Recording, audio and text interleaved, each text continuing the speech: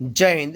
Gujarati study and education ચેનલમાં તમારા દરેક મિત્રોનું હાર્દિક સ્વાગત છે.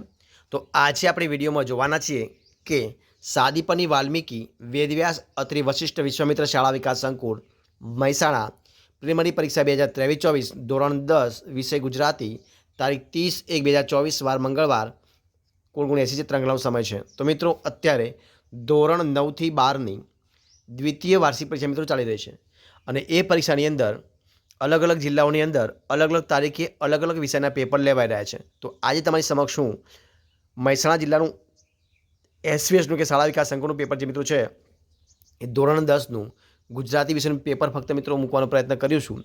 બરાબર છે કે કારણ કે જે જિલ્લાઓની અંદર ગુજરાતી વિષયનું પેપર બાકી હોય એ મિત્રોને પરીક્ષાની પૂર્વ તૈયારી મિત્રો ઘણી મદદ થઈ શકશે. એટલા માટે તમારી સમક્ષ મૂકવાનો પ્રયત્ન કરું છું. તો વિડીયો પૂરેપૂરો જોજો.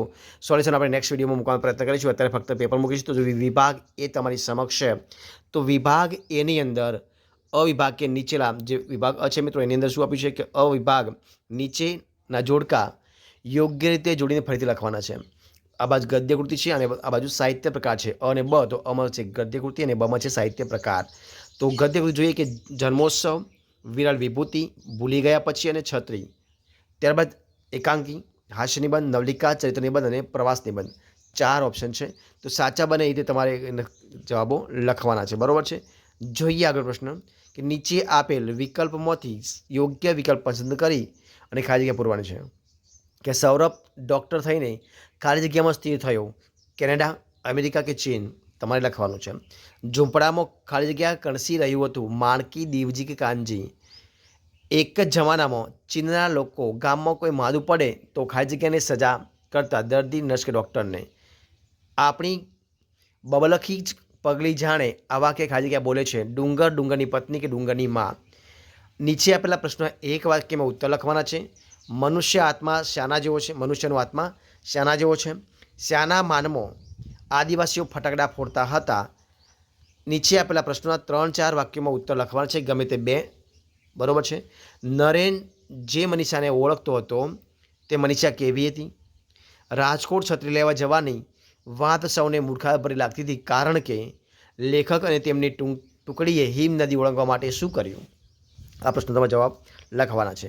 ત્યારબાદ આગળ જોઈએ કે નીચે આપેલા પ્રશ્નોના 10-12 વાક્યોમાં મુદ્દાસર ઉત્તર લખવાના છે, ગમે તે 2. જીવલાનું પાત્રલેખન તમારા શબ્દોમાં લખવાનું છે. કાળુનું પાત્રલેખનનું વર્ણન કરવાનું છે. અને ઢેલ ઘોડીની વફાદારી અને ખાનદાની વિગતે વર્ણવવાની છે.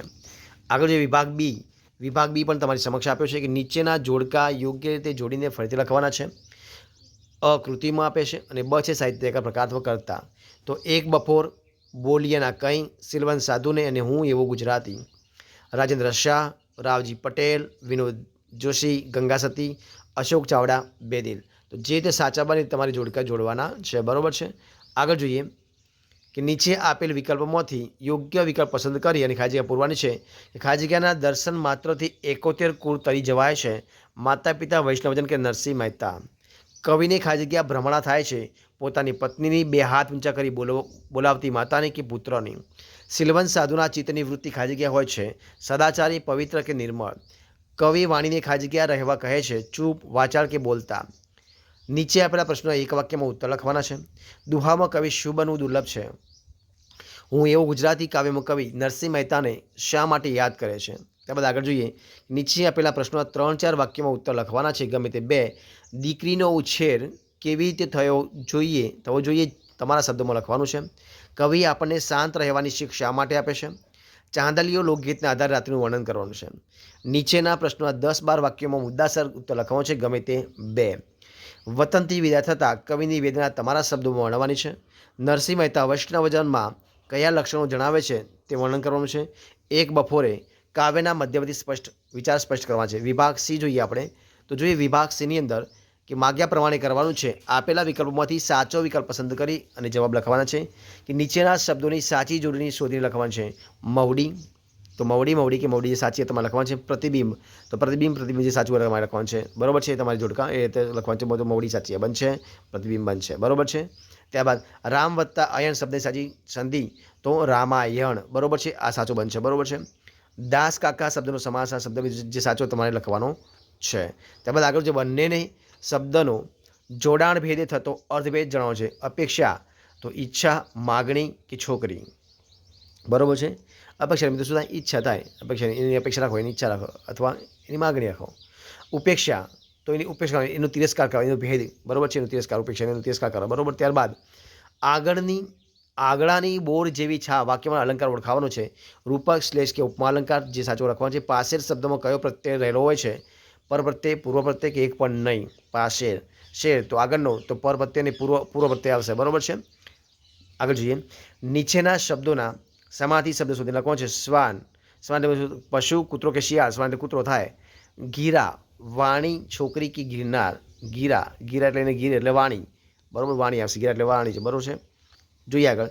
નીચેની સંજ્ઞાના આપેલા વિકલ્પોમાંથી સાચો વિકલ્પ પસંદ કરવાનો છે. શાકભાજી, જાતિવાચક, સમૂહવાચક કે ભાવવાચક? શાકભાજી. બરાબર. જે સાચું તમારે લખવાનું છે. નીચેના શબ્દનો રૂઢિપ્રયોગનો અર્થ જણાવો. દૂધે ધોઈને આપવું.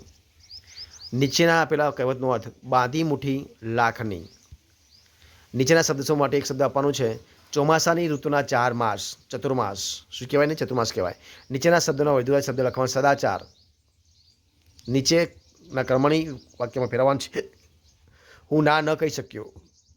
નીચેના ત્રપદા શબ્દનું શિષ્ટ રૂપ લખવાનું છે. નીચેના વાક્યમાંથી વિશેષણ શોધીને લખવાનું છે.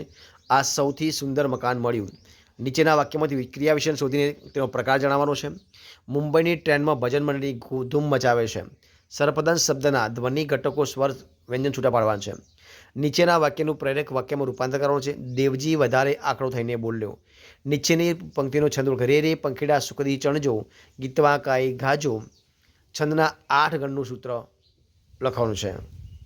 વિભાગ ડી જોઈએ તો એમાં મિત્રો શું આપે છે? અર્થ વિસ્તાર લખવાનો છે. કે કડવા હોય લીમડા પણ શીતળ તેની છાય, બાંધવ હોય અબોલડા તોય પોતાની બાય. અથવા તો કે દિન જન્મે નવહીન માનવ, કે હીન કર્મે કરી હીન માનવ. તમારી શાળામાં યોજાયેલ સૂર્ય નમસ્કાર અંગેનો અહેવાલ લખવાનો છે. અને નીચે આપેલા જે ગદ્યખંડ છે, ગદ્યખંડનો આશરે 3જા ભાગમાં સંક્ષેપ કરીને યોગ્ય શીર્ષક આપવાનું છે. તો વિકલાંગ માણસ જગતને ભારરૂપ છે, એવી લાગણી અર્થહીન છે. ભારરૂપ જોવા જઈએ તો અસંખ્ય માણસો જડશે, જે કેવળ પરોપજીવી જ નહીં, સમાજદ્રોહી પણ હોય છે. અપંગ વ્યક્તિમાં નિષ્ઠા અને સંકલ્પ શક્તિ હોય અને તેને યોગ્ય દોરણી મળે તો સતત પુરુષાર્થ વડે જ તે સમાજની ઉત્તમ સેવા કરી શકે. અપંગની સેવા દ્વારા આપણા ઘણા સામાજિક ગુણો વિકસે છે. માનવતાની સામાજિક જીવનની અને કેળવણી તત્વત ધાર્મિક કેળવણી છે. અને સંસ્કાર ધાર્મિક ગ્રંથિઓ અને અન્ય પૂર્વગ્રહોને ઓગાળે છે.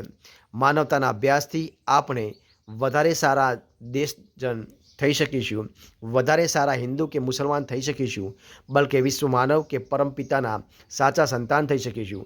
જે બીજાના દુઃખો જોતો નથી, જે બીજાની આરસ સાંભળતો નથી, જે સંકટગ્રસ્તોની મદદે દોડી જતો નથી, તે જ અપંગ છે.